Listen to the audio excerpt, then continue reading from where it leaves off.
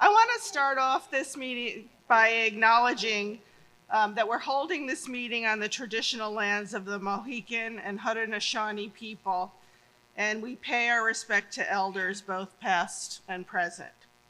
For those of you who are new, and I have seen a lot of new faces this morning and enjoyed meeting you, I am Jill Kagan, the director of the Arch National Respite Network and Resource Center. And I want to let you know that we are videotaping the whole meeting except for the small breakout sessions so that our colleagues who weren't able to join us today will be able to participate later. For those of you who are really new to the program, this marks the 15th year of implementation of the Lifespan Respite Care Program. Yeah, quite an accomplishment. I think probably fewer than a handful of you were with us in 2009 for our very first conference when Assistant Secretary Kathy Greenlee announced the first set of 2009 grantees. It was really so exciting. Some of your predecessors and colleagues may have been with us, but I also know that we were witness to that advocacy that established the start of this program. But I was so energized to hear from most of you just a couple of weeks ago at our Bring, Brag, and Borrow session, which I love. So wonderful to hear from all of you about all the incredible things you have done over the last 5 years, 10 years, 15 years. Truly amazing. And I want to applaud you for that. I'm really very excited too that so many of our grantees and partners are represented here today. I think there were maybe only 1 or 2 states that weren't able to travel, so I'm really heartened by that as well.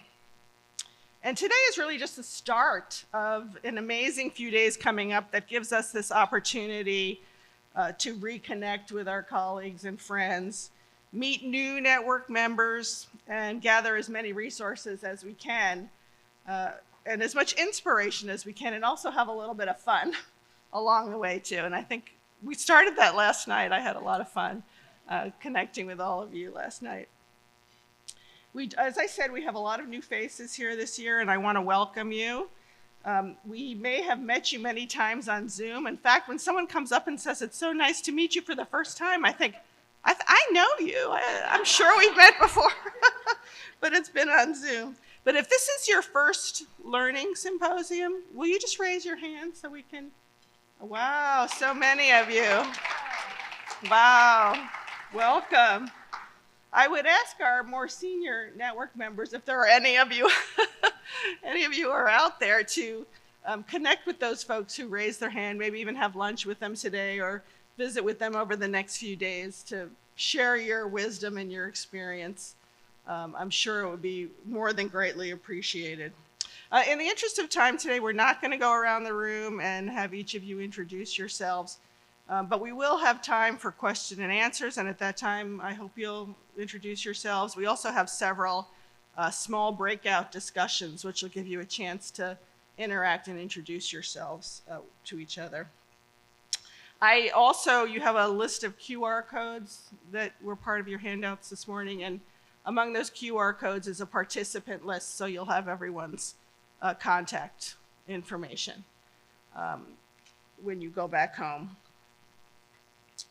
You all should also have the agenda for today, and as you see, we have some really wonderful guest speakers as well as some opportunities, as I said, to have some small group discussions.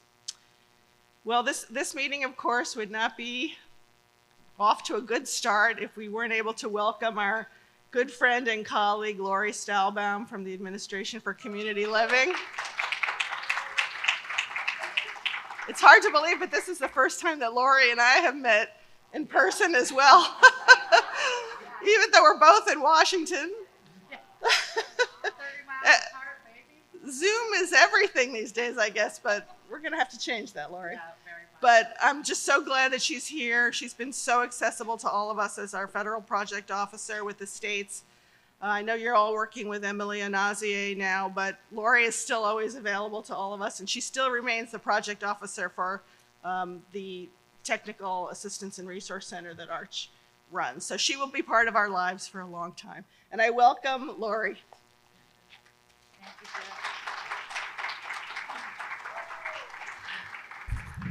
I don't know how, can you hear me?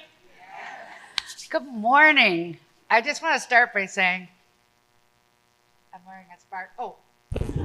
wearing a sparkly shirt because I'm celebrating being at my first ever Lifespan Respite Conference in person. And I thought that warranted some sparkle and shine. Sparkle and shine. Oh. What's happening? We're fixing something. We already have technical difficulties and we're not even to 9:15. Well, here, I'll just stand right here. So welcome. Yeah, I've been only working on the program since 2009, but I got to tell you, I love it. I love it. I love it.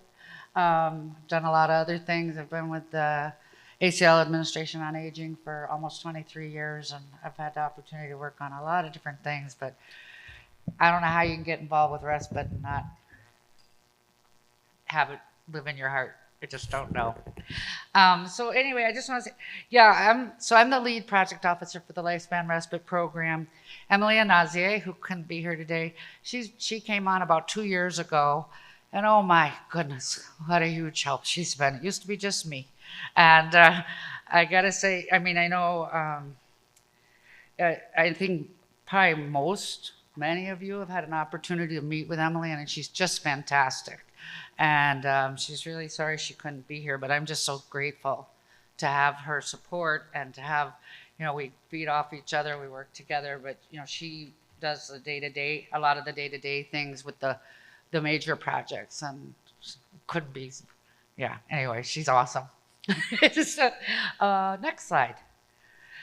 So I want to go back before 2009 a little bit and talk about before there was a Lifespan Respite Act. For decades before, there were many people working to raise awareness and make a difference. And right now, I want to give a special shout out to Jill Kagan, Susan Janko Summers, and Cassandra Furman, who have 40 plus years in the field. And there were many, many, many others. But we wouldn't be here right now without the work they did then. And thank you. And actually, Cassandra is retiring, as you all know. So it's just, she's left a significant impact on the field of respite.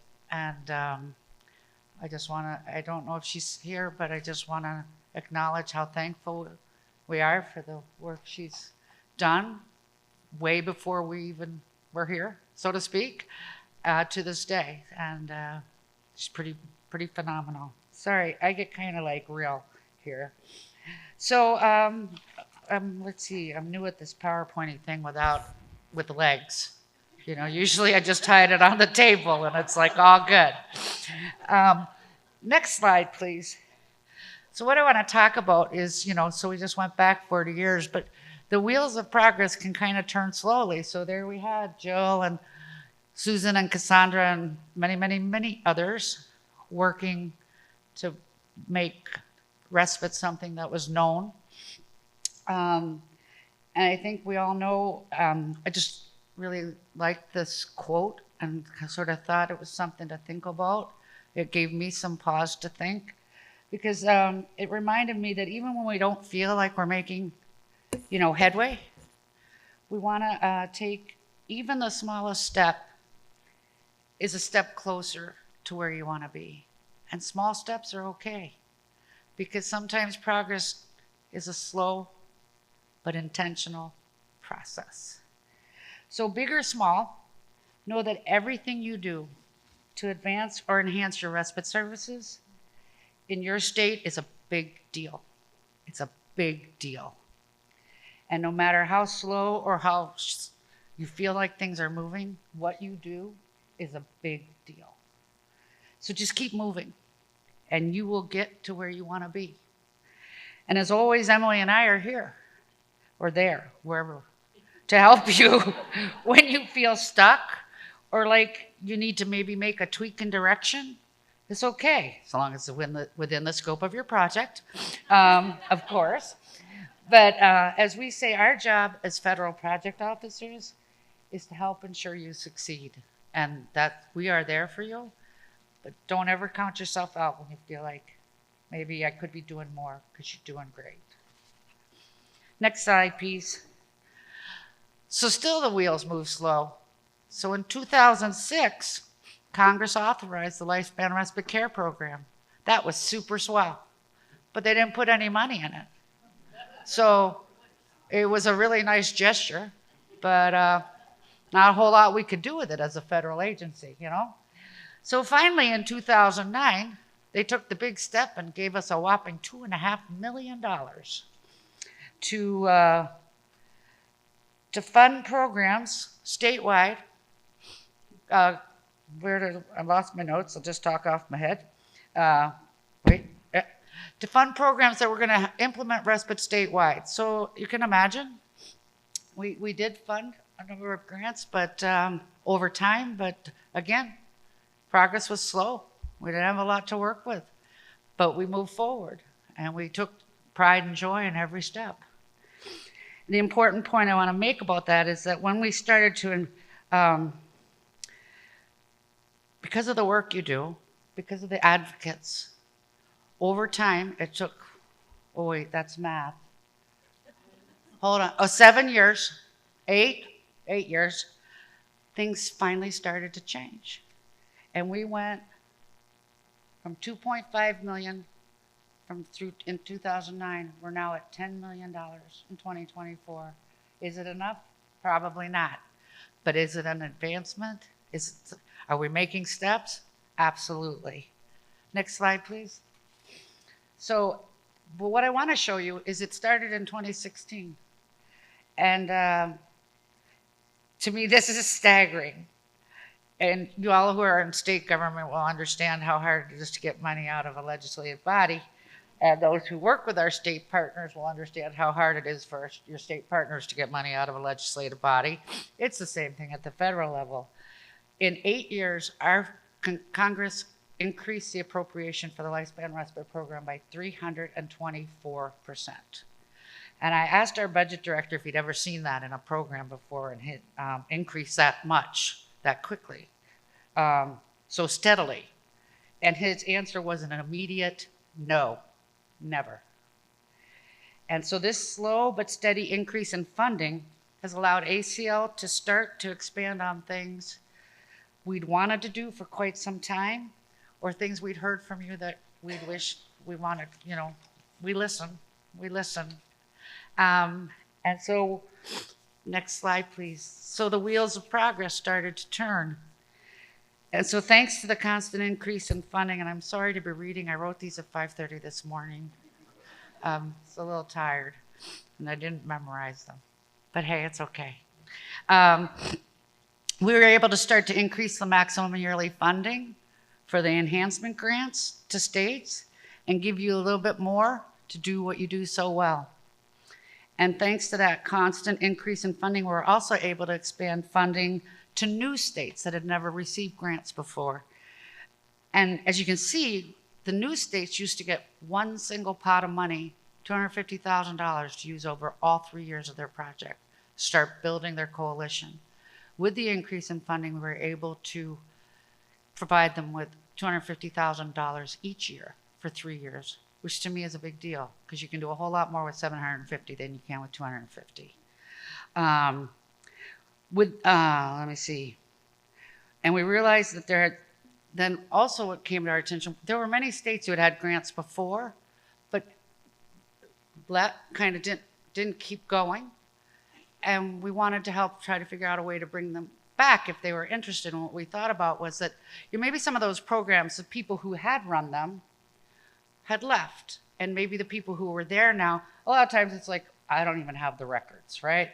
So it's like, let's expand the new states funding opportunity to include states that may want to come back and kind of reestablish their foundation, their structural core. So we added those states, so they didn't have to go straight to the enhancement grants, which most of you have. And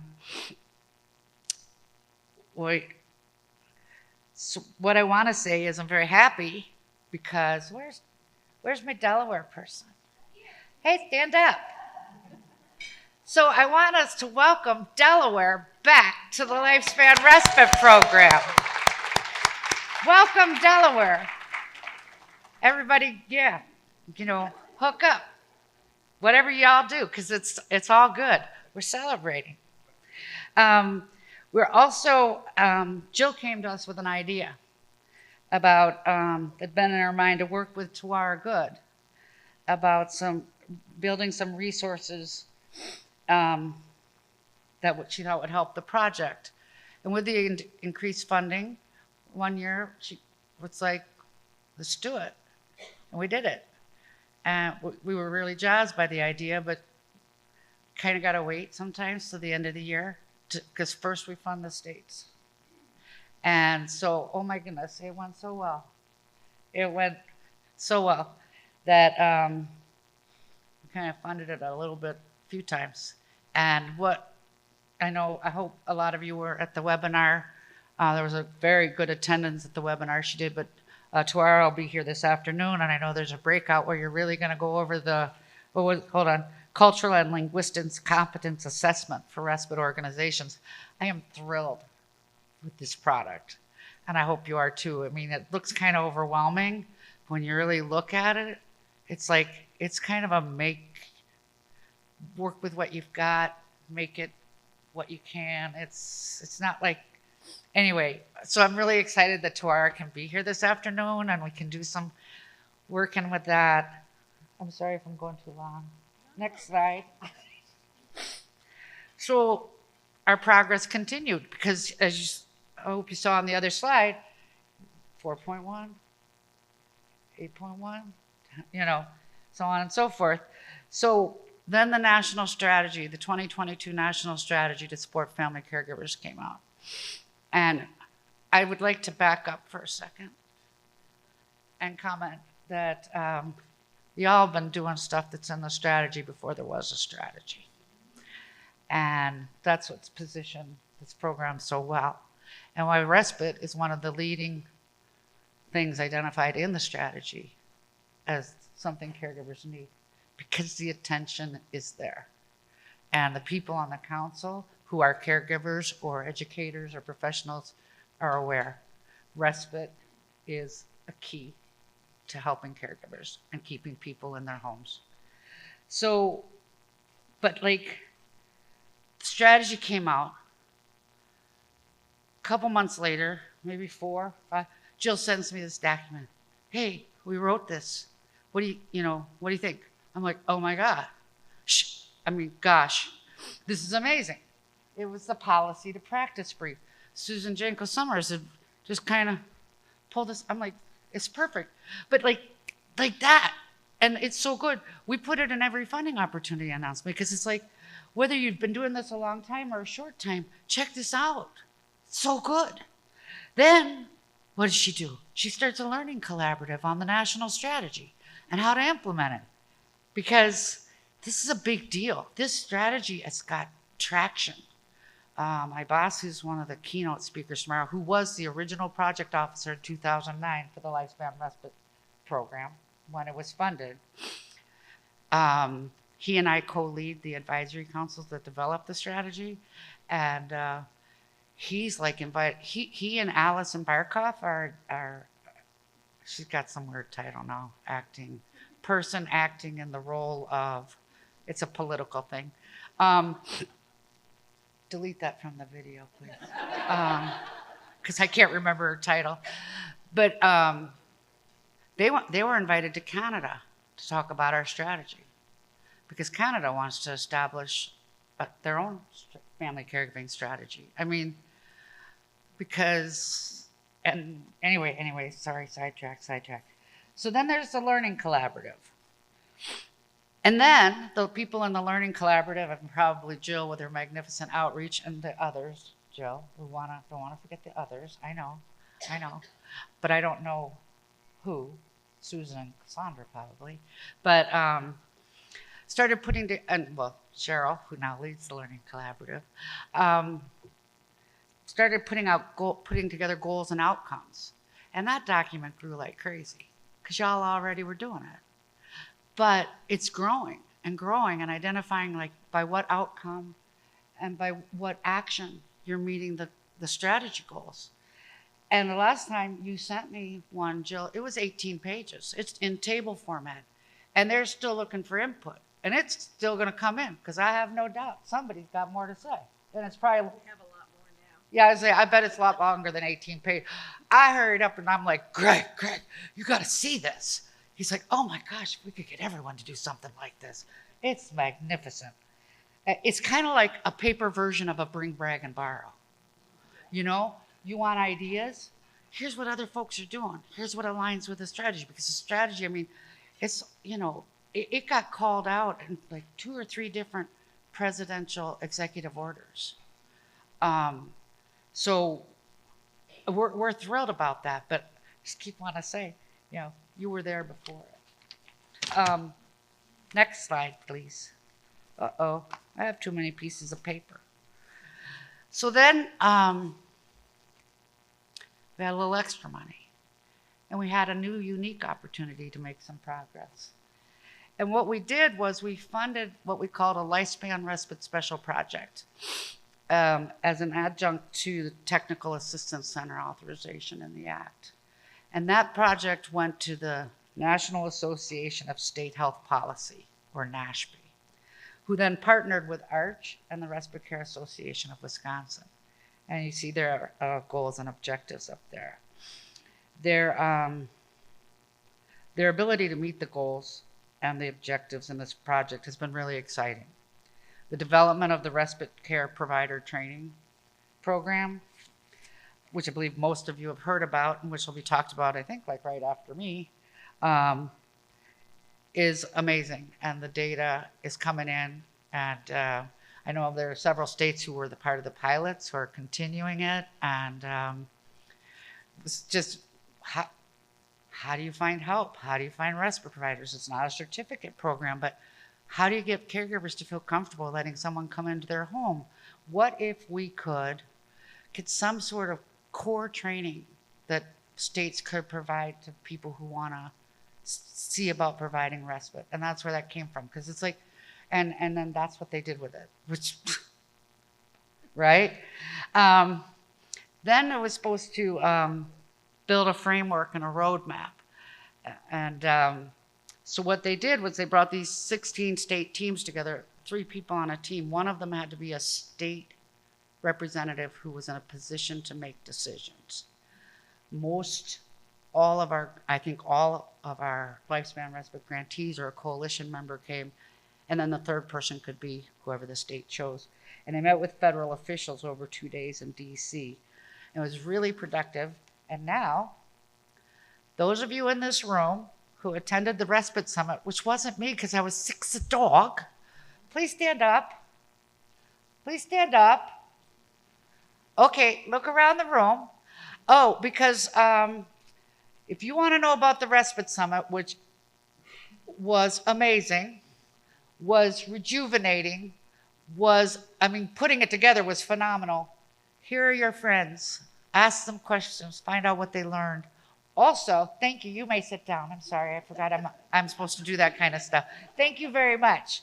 Also, NASHP is exhibiting, and they'll have more information about the summit and the lessons learned and that sort of thing. Kim and Ella, who are at the table, will be more than happy to give you any information about it, but I'd just like to call out our friends in the room. And then the last thing, there was a special learning collaborative which resulted in this respite resource guide that's listed at the bottom. And that was developed based on input from state administrators, so it's a little different perspective. And hopefully the hyperlinks work when you get a copy of my slides. All right, next slide, please. So after years of working, in the basically the 2006 authorization of the act, there was like a little mini amendment in there somewhere. Congress actually reauthorized the Lifespan Respite Care Program in 2020. It wasn't much, put some more years in, but trust me, they don't add years, but they add money. We keep going. That's how it works. It's like, okay, we'll go with 2006. It said it ended in 2010. Yeah, okay, whatever. But the specific thing they added was the data collection, which we'd wanted forever, but we didn't have the authority to do, which sounds really silly, but we can't do anything without the authority of Congress. And the way the Red Act from 2006, it wasn't an option for us. So with this simple language in section 2904, data collection and reporting, and some other words, we hit the ground. And because we were finally going to be allowed to do something program-wide, to really be able to tell a story of how great everyone's doing and the impact people are making and the people you're serving and all that kind of stuff. So it took us a while, but part of that is because we met with, if not all, most all of the grantees that were running projects at the time. We had focus groups. We shared documentation. We asked for feedback. We had tools. We had to figure out what we wanted. And the thing to point out about this data collection tool is it's not everything we wanted, but it was everything we could do at the time. But our feeling was, with the money we had, this is a great start, and we need to see how the tool works, but we can add things later. So just as a caveat,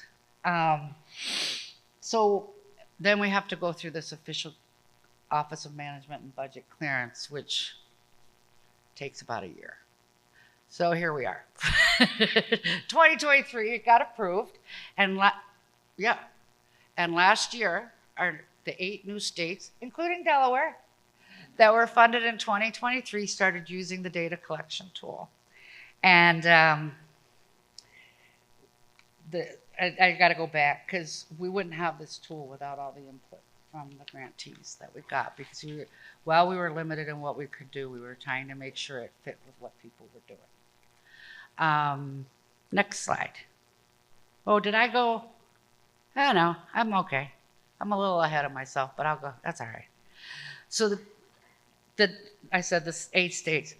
Emily, who I wish could be here, but would probably be inundated, so maybe it's good she's not, is our data collection guru. She, when the new grants rolled out, she held trainings. We have a user manual, did some one-on-one stuff. And we also found a few little quirks. It's kind of like we're in our beta year. That's why we didn't go. We had it in a few funding opportunity announcements, but we didn't go backward. We're just going to start here because we need to learn too. And basically what it is, we have a customized Excel spreadsheet that has formulas in it. So if your numbers don't add up, like you got the ages of your caregivers and it's 100, but you're showing you served 111 caregivers, it's going to go, oops, doesn't match, because one of the answers can always be did not respond. So it's like, so it'll cross-check for you. We're pretty excited about that because, math. And so, here we go again. So I've listed the 8 states that are required to use the tool right now, which you can, so real quick, Arizona, Delaware, Idaho, North Carolina, Rhode Island, South Carolina, Tennessee, and Washington. Would you stand up, please? If you're here, let's stand up. All right, because I'm not the data guru. Anybody want to talk to people about how it's going? Look around the room, because it's coming. It's coming. Prepare. It's coming. Thank you. Next slide, please. So, just the basics. There are 5 sections in the data collection tool. These are the main categories. main elements in the section, but there's many items within each. Again, many of them you can, if a person doesn't respond, did not respond, and some of the items we've added, which are required by our presidential leadership, are not necessarily questions that can be asked in some states, and we're aware of that. And that's why do not respond is there. Did not respond, whatever. So, because one size doesn't fit all. We can't ask you to get data you can't get. And that's okay. That's okay. So, yeah, I just didn't want to take you down a rabbit hole by showing too many things. And then without Emily here to pull me out, it could have gotten really ugly. So, anyway, so your colleagues and Emily, I know enough to be dangerous. I was there for the whole 2-year process, but Emily's really the one who has figured out how to make it all work, and I'm going to show you. So what I want to show you is the kind of information we're gathering under each of these categories. I tried to use different examples, but what I want to explain before you see this information is it's aggregated data from 8 states for 1 6-month period of time. And we ask states to report their data even if they have no data to report.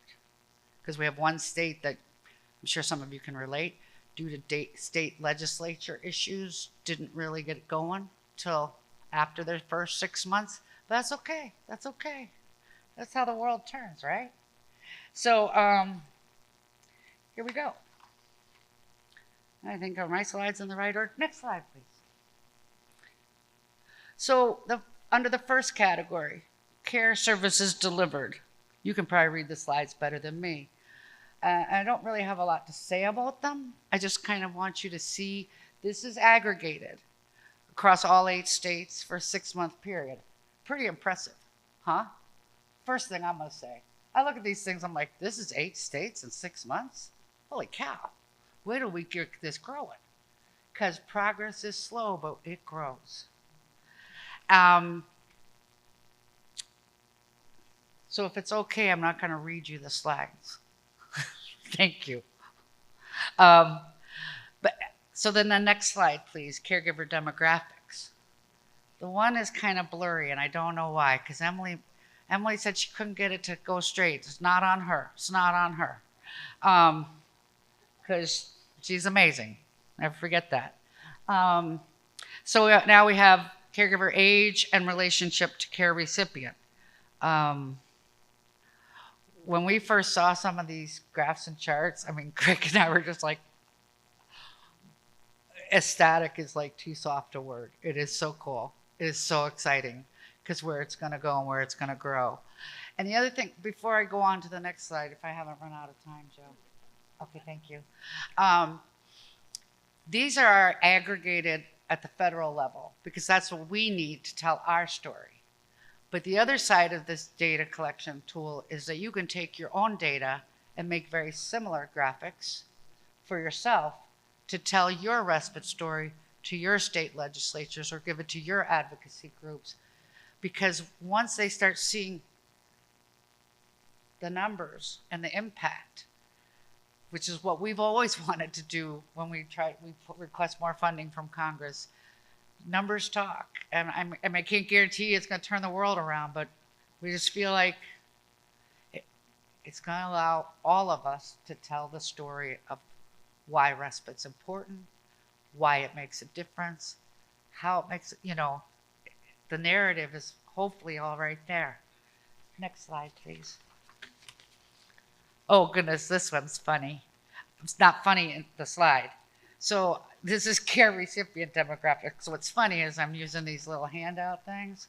I couldn't read the one circle. I had to open up my laptop and go, what in the world does that say? And I'm like, oh, thank goodness you can see it on the slide because I can't read it on my little piece of paper. It's like, how'd that happen? But again, look at that data. 8 states, 6 months. I'm sorry, I got really excited about this. And the age ranges. cradle to grave program. Look at the breakout. I mean, and the race. Okay, it's very good. It's very good. Next slide, please. And then the training and provider awareness. So we've got hours of training, whether it was for caregivers or for paid and volunteer respite providers. And then the second box, percentage of states with respite websites and or registries. And well, you can see the slide there. Yeah, my favorite, is your respite registry available online? 100% yes. Cool stuff. Cool stuff. I can't read the other words, but there they are. Okay, next slide.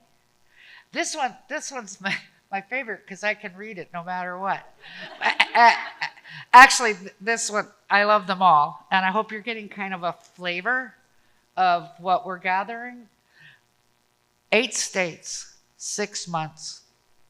Number of respite provider organizations, 454. Imagine what that's going to look like as we bring in more programs. It's going to be amazing.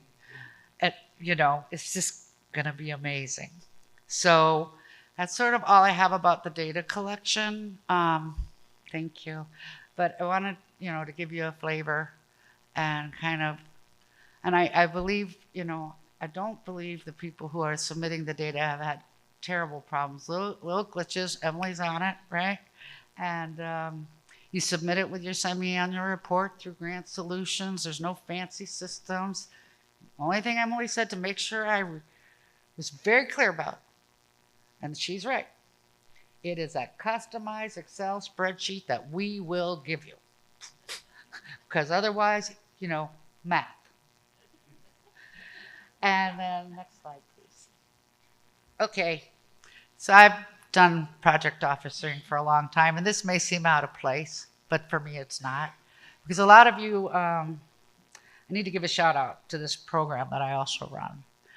And it's the first of its kind, a technical assistance center to help states, local agencies, or communities work together to better serve kinship and grandparent caregivers. It's not a TA center for the families. It's a TA center for the providers. And they have all kinds of resources. Of course, when they first started, and I'm like, you're looking for ideas. I'm like, call Jill. She'll help you. They're like, oh my God, she's amazing. Oh my gosh, she's amazing. I'm like, yeah. But they're going by leaps and bounds. They're doing amazing stuff. They have tons of resources. They have 5 partners: U.S. Aging, National Indian Child Welfare Association, somebody called Child Trends 0 to 3, and the National Caucus for Black Aging. They have 15 subject matter experts, of which Jill just became one of them. I don't know how that happened. But they just have all kinds of resources. They've so far, they're in their 3rd year, they provide technical assistance to 47 states. It's all free. And they are a sponsor. Here's where it ties back in. All right, bring it around, Lori, bring it around. They are a sponsor of this conference, and they are in the exhibit hall. And for those of you I know many of you who are working to serve kin and grandparent caregivers, or who want to do more to serve kin and grandparent caregivers, who are just interested, heck, all of you, stop by their table and meet with Anna and Melissa. Anna is the director, she's like the Jill, and Melissa is the co-Jill. Wish I had a coach.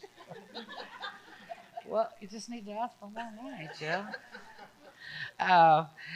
Anyway, I just wanted to call them out because this was funded under American Rescue Plan Act. It's never been done before. This is a byproduct of the strategy as well. The recognition of, y'all already knew. Y'all already were working on stuff. But because of some of the impact the strategies made, Congress appropriated money specifically for this kind of technical assistance center.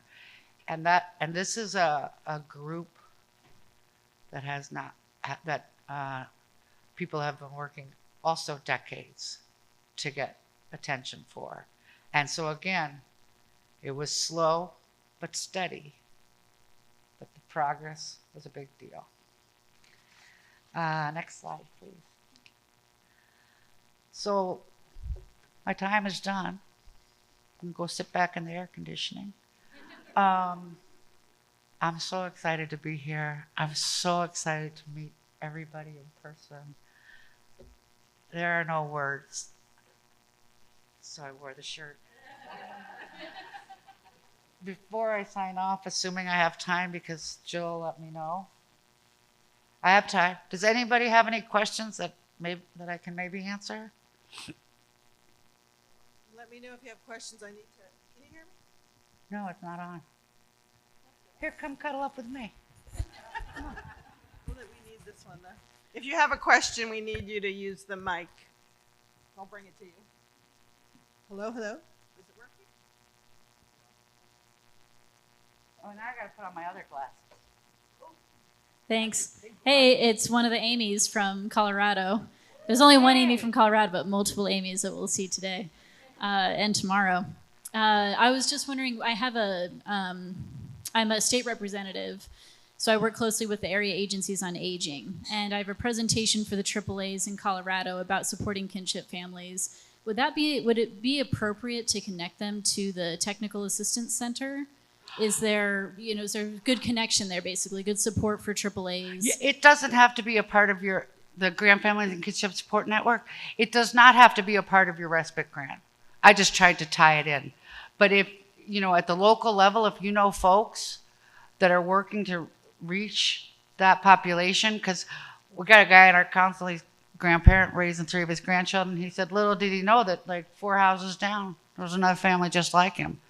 Because the statistics say 2.6 million, and that's just grandparents, not kin. It's way more than that, but nobody's collecting the data. So absolutely, this TA center is not just for respite. It's not just for states.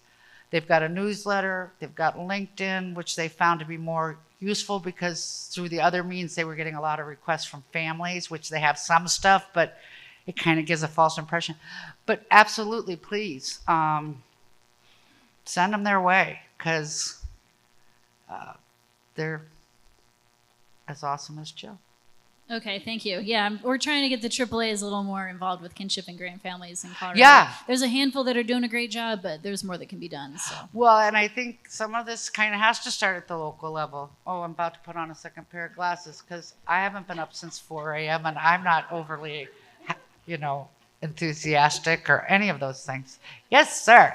Good morning, Donnie Lewis, Oklahoma Human Services.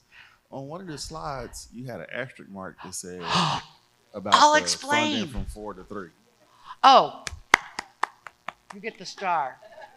Oh, thank you. I kind of lost my place, but that was important. It was very important. So when we got more money,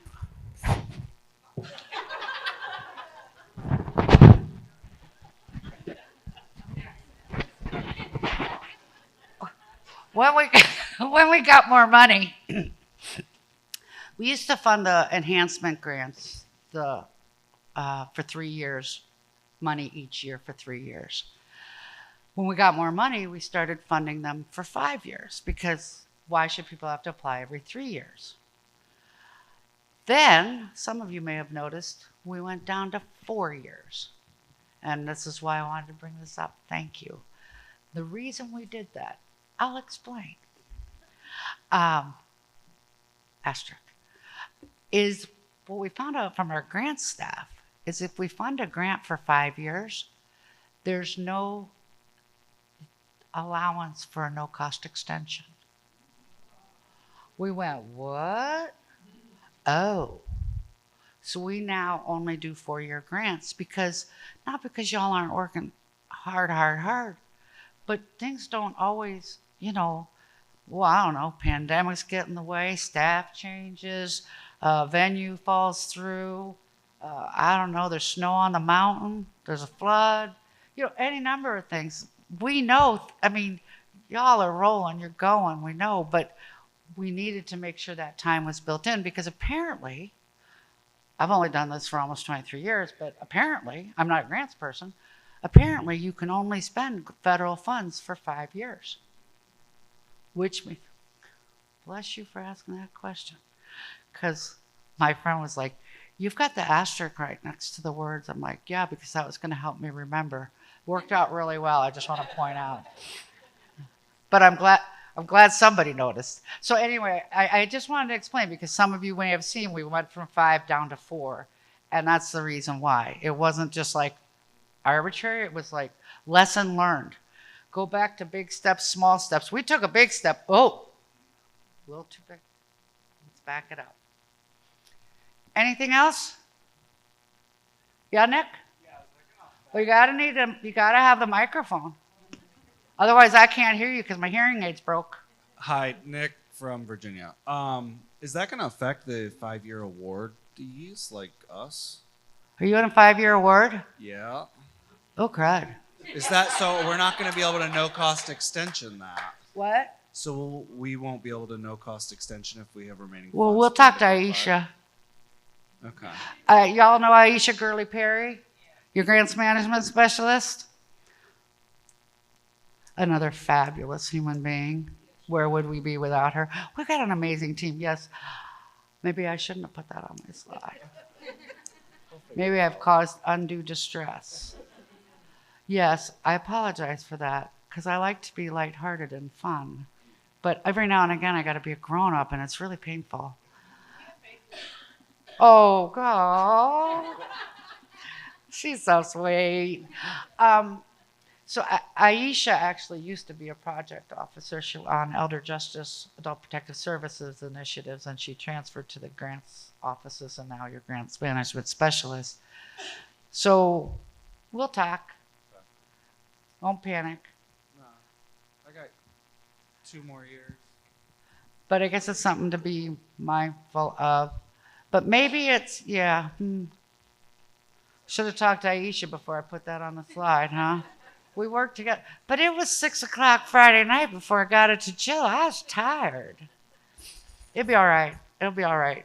Any other questions? I think we have time for one more. Can't see any other questions? If I could make one more comment. Oh, go ahead. So nobody's asked me, but I have to say this. I forgot. I was supposed to say this like at the beginning or something. So some of you may know we have some notices of funding opportunities out on the street. I can't talk about them. I can't answer any questions about them. So if you have any questions, you need to email Emily. In our world, it's just centralized. So I just want you to know, because it's not because I don't want to talk to you. It's because I can't. But if you have any other questions, except for what happens after the end of 5 years, if you need a no-cost extension, I'm here till Thursday. And I would love every opportunity to talk to y'all about anything but the funding opportunity announcement. I won't always be sparkling and shining like I am today, but hopefully you'll see me and just stop me. You're not keeping me from anything. You're not holding me up, because nothing matters more to me than what y'all are doing. And while I'm hoping to make it to all your sessions, if you have a question or if you need to talk to me, that matters. And I'm stopping. Okay? Thank you very much.